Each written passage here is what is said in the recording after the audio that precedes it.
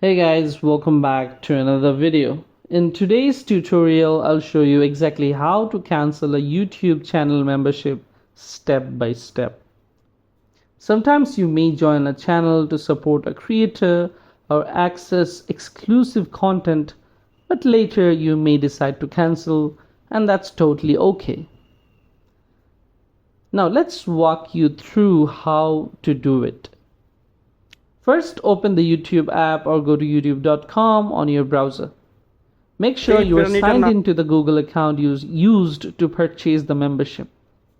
Now tap on your profile icon in the top right corner and go to the Purchases and Memberships. Then select the Memberships tab. Here you will see all the channels you have joined.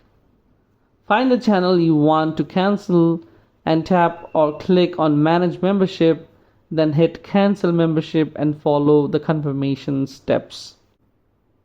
If this video helped you out, give it a like and don't forget to subscribe for more quick and easy tech guides. Thanks for watching. I'll see you in the next one.